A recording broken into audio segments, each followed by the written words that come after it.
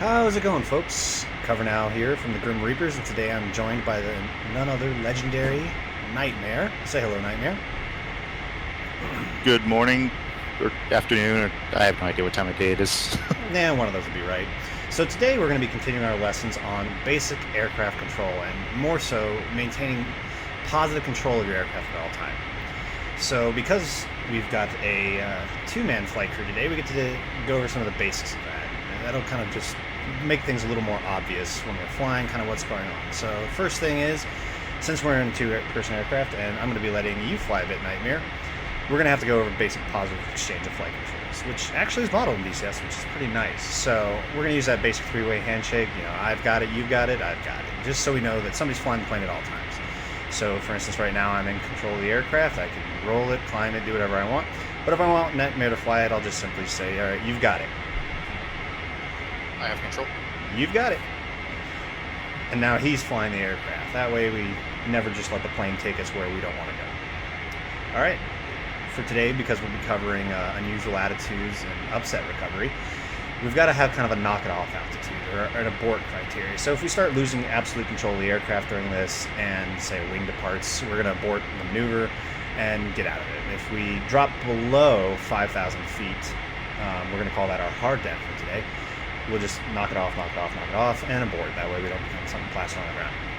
And of course, if everything goes really bad, we've got our good old ejection callouts. Now I'm only going to give you three. You're going to get eject, eject, eject in very quick succession. If you stutter, if you stammer, if you go, huh, you'll be talking to yourself and realizing it's a lot louder in the aircraft.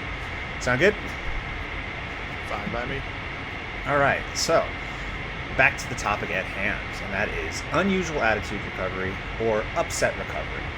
Typically, they're used interchangeably. I'll probably use them meaning the same thing. And it's essentially just not crashing your airplane. And it sounds simple, but in practice, this is still one of the things that'll be the most common gotcha in DCS, or even in real life. You know, losing control of the aircraft is usually a very bad day.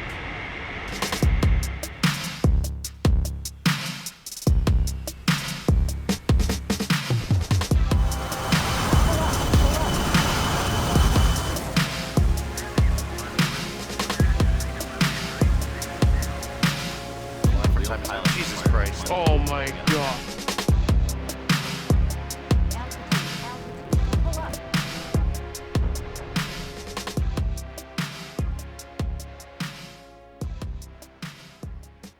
Alright. Now, as we can see there, they can end typically pretty poorly.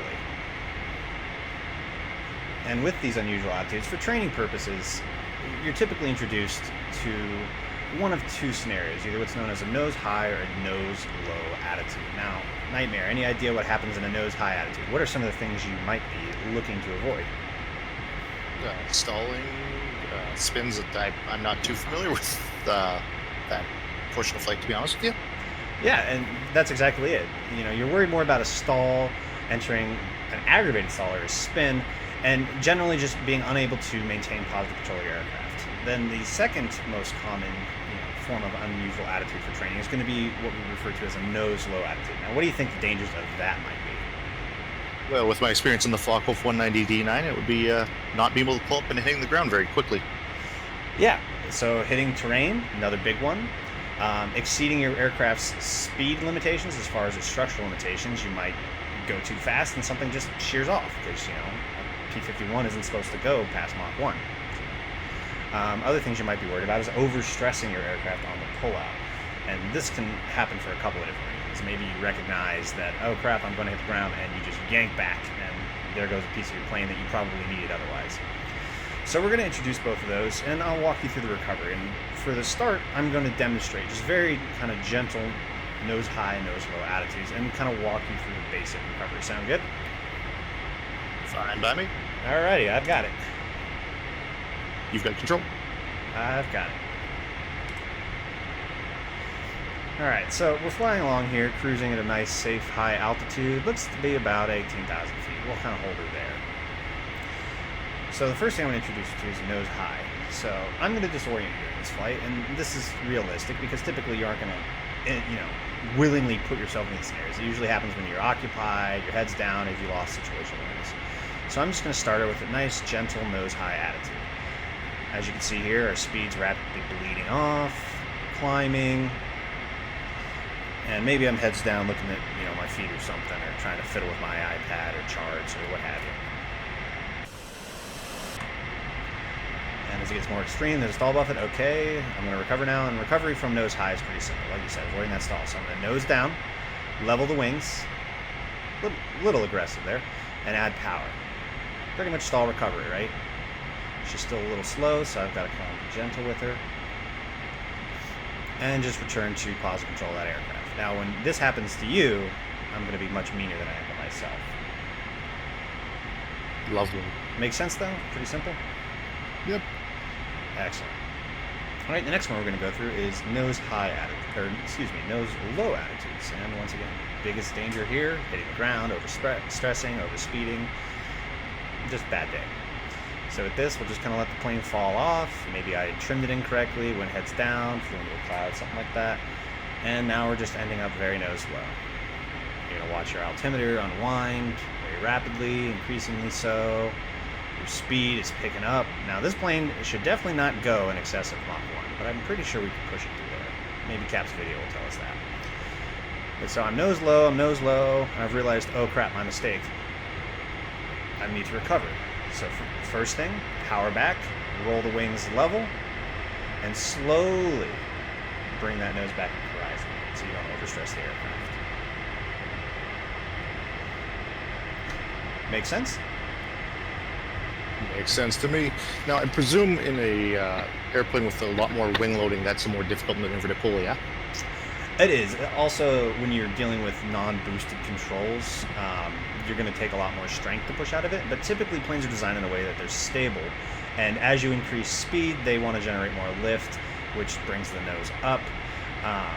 And it just kind of all depends on how you do. That's why we roll the wings level first in that nose low attitude, because you're creating more lift, more drag, slows you down.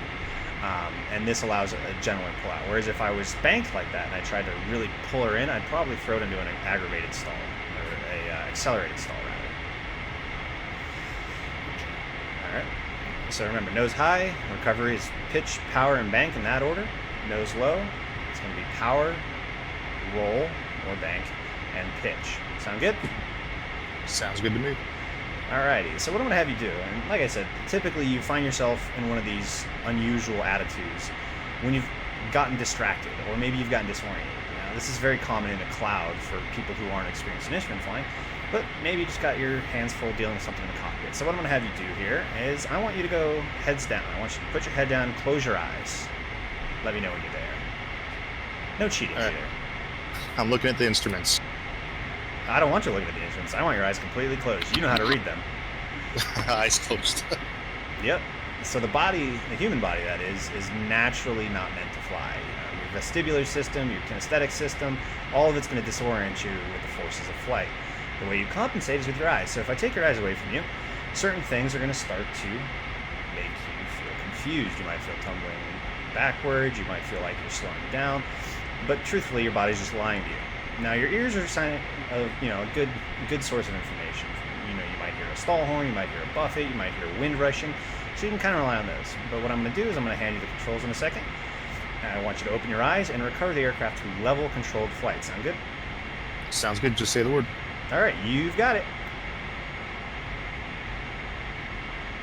I don't have. You don't have it, yeah. You better take it. I request control. All right, bring us back to level. There you go. So you're a little aggressive nose down. Keep that power in because you're still kind of stalling. There you go. And just keep her coordinating. Keep her on the horizon. Not too bad, right? Oh, simple enough. For now. All right. Oh God. Be careful what you wish for. All right, I've got it now. All right, head down, eyes closed. And when I tell you to, be very quick on that recovery. Sound good? Sounds good. All right, you've got it. Control. You got it. All right, roll those wings level first. Oh, wrong way. Wrong way. There we go. Slowly bring it up and take that power out, all the way out. There you go. Remember, nose high, pitch, power, and then bank. Nose low, power, bank, and then pitch. Sound good? Sounds good. And I've got it now. You have control. I've got it. So now we're going to ratchet it up a little bit, a little higher in the intensity. So go ahead, put your head down, close your eyes. Ready? And when I tell you to recover this time, same thing. Just going to make it a little harder for you. All right, you've got it. I got it. You've got it. There you go. Add that power in, bring that nose down, power in, there you go. Remember, your nose high, so you're avoiding that stall. First thing, reduce that angle of attack, bring the pitch down, add the power, and keep self-coordinated wings level. Now, right now we're doing this as a visual maneuver, so that's kind of your first glances. What do you see? If I look out and I see blue, or if you look out, you see sky, power high. Look out, see the ground or brown, power down. Good? Roger. So yeah, works for me. I've got it. You got control. I got it. Heads down, eye closed. Ready? Alrighty.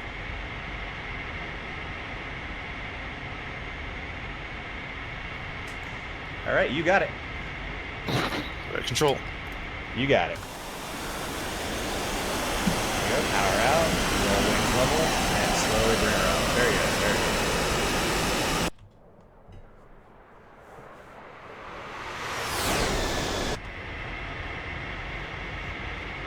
Nice recovery.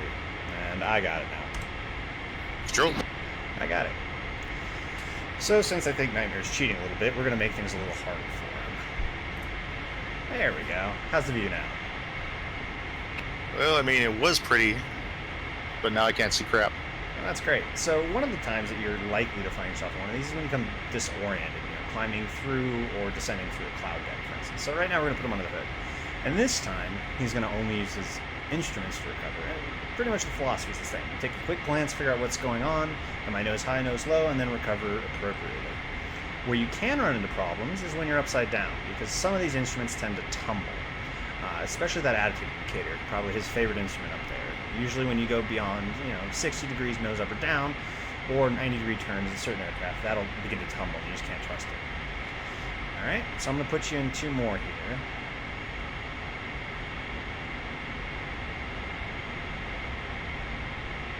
Head down, eyes closed. Roger.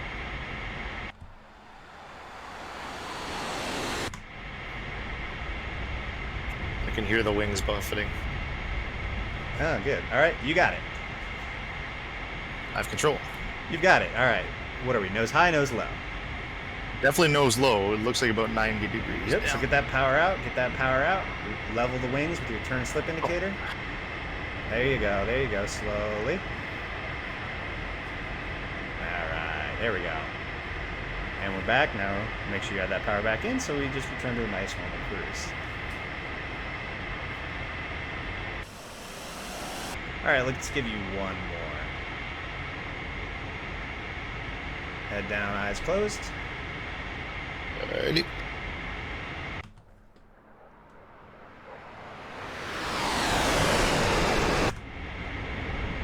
Hearing that wind over the wings, man, it scares me. Some crazy stuff. All right, you got it. Alright, I've got control. You got it. There you go. Power out. Level the wings. Bring her up the horizon.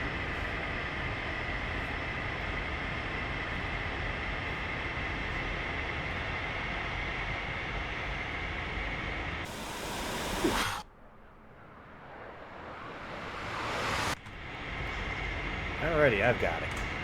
You got control. You keep getting me. I keep expecting to see the pitch ladder there in the white, and it keeps me in the black. Yeah, I'm making it tumble. Alright, one more. Ready? Eyes closed, head down. Eyes closed, head down. When I tell you to, I just want you to recover to nice level cruise flight.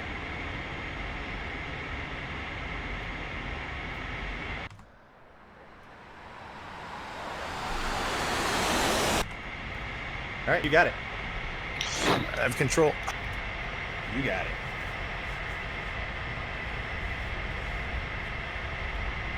There we go. Pull her in. Oh, I'm inverted, aren't I? I don't know. I went from nose high to nose low. Hold on. I got her. I'm going to get her. There you go. So sometimes keep in mind that the closest way to get your wings level is actually to go inverted, just like you did. So very nice recovery. What I was expecting you to do is to push straight forward to try to just bring the nose down, and then you would have stalled it, which would have been really fun.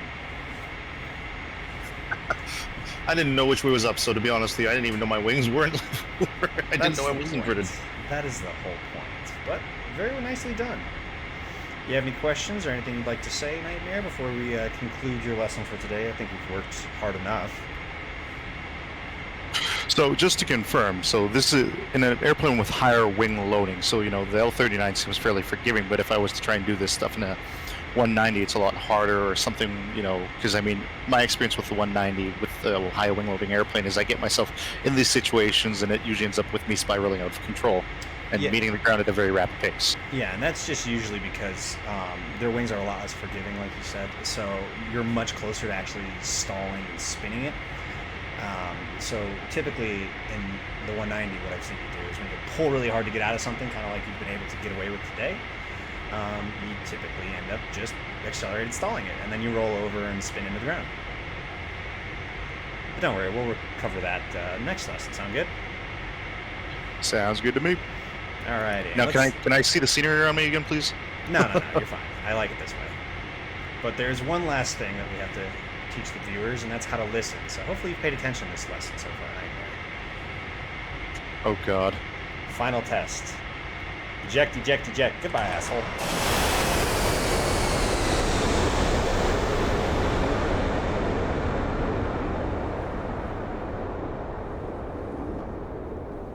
Awfully quiet around here. Man, we've been flown for a long time here, haven't we?